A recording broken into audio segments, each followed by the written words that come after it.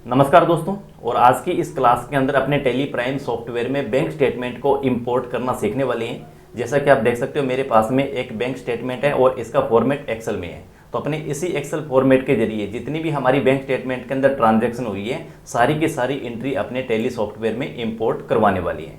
तो वीडियो बहुत इंपॉर्टेंट है। वीडियो का कोई भी स्टेप आप स्किप बिल्कुल मत करना, एंड तक जरूर देखना। और वीडियो पसंद आई तो लाइक जरूर कर देना, वीडियो को शेयर भी जरूर कर देना। तो सबसे पहले आपको विशेष ध्यान में रखना है, जिस भी फाइनेंशियल ईयर का आप बैंक स्टेटमेंट इंपोर्ट करवा रहे हो, जैसे कि मेरे पास में ये जो बैंक स्टेट का जो पीरियड है वो है 1 अप्रैल 25 से लेके 31/3/26 यानी कि फाइनेंशियल ईयर 25-26 का है। और आपके पास में जो टेली सॉफ्टवेयर है उसका भी जो करंट पीरियड है वो आपका भी 1 अप्रैल 25 से 31 मार्च 26 वाला ही होना चाहिए। तो मैंने टेली सॉफ्टवेयर के अंदर बिल्कुल फ्रेश कंपनी क्रिएट करी है, कोई भी लेजर मैंने एक्स्ट्रा क्रिएट नहीं किया, कोई भी अभी तक वाउचर एंट्री मैंने नहीं करी, क्योंकि सारी की सारी एंट्री आपको सामने मैं प्रैक्टिकल और लाइव अपने लेजर बना के इसको सीखने वाले हैं। तो आपसे मैं पहले लेजर जो ऑलरेडी बाई डिफॉल्ट जो टेली सॉफ्टवेयर के बन जाते हैं टेली को कंपनी क्रिएट करते वक्त, वही 2 लेजर आप देख सकते हो वो यहाँ पर बने हुए हैं। इसके अलावा कोई और लेजर मैंने क्रिएट नहीं किया। और वाउचर एंट्री आप यहाँ पे देख सकते हो भी नो वाउचर एंटर्ड, यानी कि कोई भी वाउचर एंट्री मैंने नहीं करी है। आपको मैं बैलेंस शीट भी दिखा देता हूँ। बैंक स्टेटमेंट आप देख सकते हो, यहाँ पर कोई भी ट्रांजैक्शन आपको दिख नहीं रही है। तो आपको सबसे पहले करना क्या पड़ेगा, आपको एक इंपोर्ट का ऑप्शन यहाँ पर दिखाई देगा टेली सॉफ्टवेयर में। इंपोर्ट पर आपको क्लिक करना है और इंपोर्ट पे क्लिक करने के बाद में आपको बैंक स्टेटमेंट के ऑप्शन पे जाना है। अपने बैंक स्टेटमेंट पे क्लिक करेंगे तो यहाँ सबसे पहले आप देखोगे बैंक लेजर, यानी कि आपको बैंक का लेजर यहाँ से पूछा जा रहा है। लेकिन अभी हमने कोई बैंक का लेजर क्रिएट किया नहीं है, तो अपने डायरेक्टली यहीं से बैंक का लेजर है जो क्रिएट करेंगे। जैसे मैंने क्रिएट कर दिया और मेरे पास में ये जो अकाउंट स्टेटमेंट है ये है एसबीआई बैंक की, तो यहाँ अपने एसबीआई बैंक का एक लेजर बना देंगे और इसका ग्रुप अपने रखेंगे बैंक अकाउंट में। और यहाँ आपके पास में जो अकाउंट नंबर है जो बैंक का, वो अकाउंट नंबर आपको लिखना होगा, आईएफएससी कोड लिखना होगा। और उसके बाद में लिस्ट ऑफ बैंक के अंदर ये आपको बैंक का नाम जरूर सेलेक्ट करना है, अदरवाइज आप इंपोर्ट नहीं करा पाओगे। जैसे कि मैंने यहाँ पे स्टेट बैंक ऑफ इंडिया लिख दिया और यहाँ आपको स्टेट बैंक ऑफ इंडिया, इसके अंदर जो इंडिया वाला जो बैंक है इसी को आपको सिलेक्ट करना है। जैसे मैंने इंडिया वाला सेलेक्ट कर लिया और उसके बाद में सेट आपके जो बैंक कॉन्फ़िगरेशन है इसको आपको यस कर देना है और एज इट इज आपको कंट्रोल ए बटन प्रेस करके इस लेजर को अपने सेव कर देंगे। तो आप देखोगे यहाँ पर एक एसबीआई बैंक का ये लेजर बन गया। अगर ये लेजर हमारे पास पहले से बना होता तो यहाँ पर हमें अलग से लेजर बनाने की ज़रूरत नहीं होती, वो लेजर यहीं पे हमें शो हो जाता। उसके बाद में जो आपकी फाइल, यानी कि जो हमारी एक्सेल की ये जो सीट पड़ी है, ये सीट आपकी कौन सी लोकेशन पर सेव है, ये लोकेशन हमें यहाँ पर बतानी पड़ेगी। जैसा कि मेरे पास में ये जो बैंक स्टेटमेंट है ये मेरा प्रॉपर इस लोकेशन पे है, यानी कि डेस्कटॉप के ऊपर मैंने एक बैंक स्टेटमेंट के नाम से फोल्डर क्रिएट किया हुआ है और इस फोल्डर के अंदर मैंने इस नाम के नाम से मैंने फाइल है जो एक्सपोर्ट करवाई हुई है बैंक से। तो मैंने सेम लोकेशन यहाँ पर दे दी। आप देखोगे फाइल का पाथ के अंदर डेस्कटॉप और बैंक स्टेटमेंट का मैंने यहाँ पर फोल्डर दे दिया। आपको किस तरीके से लेके आना है, जैसे आप सेलेक्ट फ्रॉम ड्राइव पे जाओगे, डेस्कटॉप सेलेक्ट कर दिया, डेस्कटॉप के अंदर बैंक स्टेटमेंट का फोल्डर है तो ये आपको सिलेक्ट कर देना है। उसके बाद में यहाँ से आपसे फाइल का पूछा जाएगा टाइप कौन सी फाइल है, हमारी ये एक्सेल की फाइल है। एक्सेल फाइल को सिलेक्ट कर लिया, उसके बाद शो मोर पे क्लिक करेंगे तो आपके जो वहाँ पर उस फोल्डर में फाइल थी वो फाइल आपको यहाँ दिख जाएगी। आपने इस फाइल को सिलेक्ट कर लिया, यस पे क्लिक करेंगे और इसके बाद में शो प्रीव्यू, अगर आप प्रीव्यू देखना चाहते हो इसको अपने यस करेंगे और इसको एक्सेप्ट करवाएंगे। तो अब आपको ये विशेष ध्यान में रखना है, अगर आपकी माइक्रोसॉफ्ट एक्सेल की फाइल अगर वो पासवर्ड से प्रोटेक्ट है तो आपको यहाँ पर पासवर्ड उसका ओपन करना पड़ेगा। तो मैं यहाँ पर इसका मेरा पासवर्ड लगा देता हूँ। अब मैंने यहाँ पर पासवर्ड लगा दिया। अब आपको यहाँ पर ये चेक करना है, एक बार मैं वापस रिपीट करता हूँ।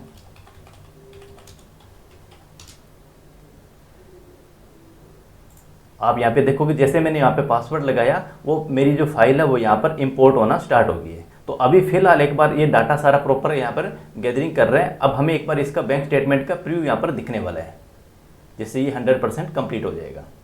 तो आप देखोगे ये टोटल 100% ये कंप्लीट हो गया और यहाँ पर मेरे को टोटल एंट्री एसबीआई बैंक का अकाउंट है और 323 टोटल एंट्री है, यानी कि ये क्रेडिट और डेबिट साइड को मिला के। तो यहाँ पर अगर हमने अकाउंट नंबर दिया होता तो अकाउंट नंबर भी यहाँ पर आ जाता। तो उसके बाद हमारे पास एक ऑप्शन आ जाएगा इंपोर्ट का, हमें इंपोर्ट पे क्लिक करना है।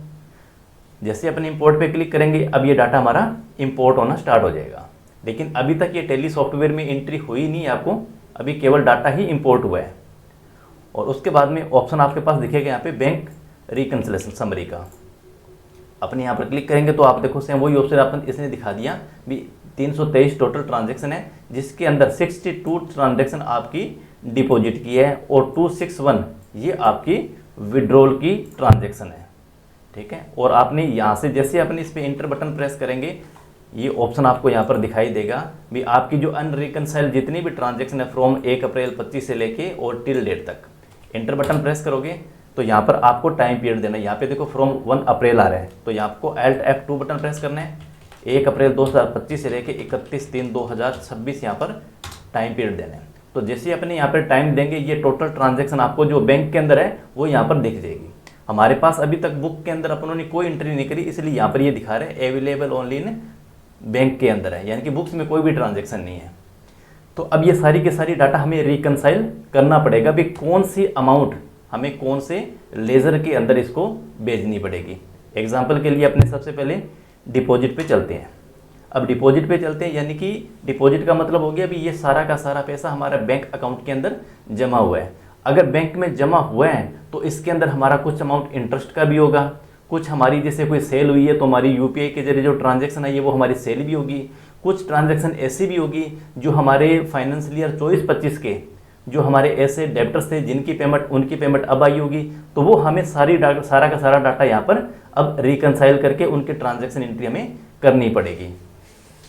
या आपके पास ऐसा भी हो सकता है जैसे मान लीजिए आपके पास शॉप है और आपने टोटल ट्रांजैक्शन जितनी भी आपके पास ट्रांजैक्शन होती है वो टोटल प्रोडक्ट जो आपने सेल किए हैं कस्टमर को उनकी ट्रांजैक्शन की हो सकती है। तो आप चाहो तो सभी की सभी ट्रांजैक्शन को अपने सेल भी आप मान सकते हो, या आपने कोई सर्विस दी है तो सर्विस भी अपने मान सकते हैं। तो अब जैसे मेरे पास यहाँ पर इस डिपॉजिट के अंदर कुछ इंटरेस्ट आए हैं, तो अगर मैं एक एक एंट्री को अगर यहाँ पे देखूंगा तो मेरे को बहुत ज़्यादा टाइम लगेगा, इसलिए मैं चाहता हूँ भाई यहाँ पर मैं इंटरेस्ट के अमाउंट के ऊपर फिल्टर लगा लेता हूँ। तो यहाँ पर हमें अप्लाई फिल्टर का एक ऑप्शन मिल जाता है, मैंने अप्लाई फिल्टर पर क्लिक कर दिया। अब यहाँ पे लुक फॉर के अंदर मैंने यहाँ पे लिख दिया इंटरेस्ट। अब इंटरेस्ट की अमाउंट नहीं आई तो यहाँ पर अपने INTER लिख के छोड़ देते हैं। तो जैसे मैंने INTER लिखा तो यहाँ पे क्या हुआ भी इसने जितनी भी मेरी इंटरेस्ट क्रेडिट हुआ है वो एंट्री है यहाँ पर इसने मेरे को ला के दे दी, यानी कि ये 4 एंट्री मेरी जो सेविंग अकाउंट के अंदर जो मेरे इंटरेस्ट क्रेडिट हुआ है उसकी अमाउंट आ गई। तो अब मैं ये चाहता हूँ भाई चारों की ये जो एंट्री आई है ये चारों की चारी मेरे बुक्स के अंदर मैं एक बैंक सेविंग इंटरेस्ट के नाम से लेजर बनाऊँ और उसके अंदर ये ट्रांजेक्शन है जो चली जाए, चारों के चारों एंट्री है। तो अब आपको ये चारों एंट्रियाँ सेलेक्ट करनी है। तो जैसे मैंने शिफ्ट बटन के साथ में इनको सेलेक्ट कर लिया और जैसे सेलेक्ट कर लिया तो अब आपके सामने यहाँ पर एक F7 बटन का ऑप्शन मिलेगा क्रिएट वाउचर या मल्टी वाउचर का। जैसे यहाँ पर मैंने क्लिक किया तो यहाँ मेरे से पूछेगा भी आप इन चारों रिसिप्ट को जो आपके क्रेडिट हुआ डिपॉजिट साइड के अंदर कौन से लेजर के अंदर आप इसकी एंट्री करना चाहते हो अपनी बुक्स ऑफ अकाउंट्स के अंदर। तो मैं यहाँ पे कॉमन लेजर के अंदर एक नया लेजर क्रिएट कर देता हूँ। ठीक है, यहाँ पे जैसे मैंने यहाँ पर लिख दिया इंटरेस्ट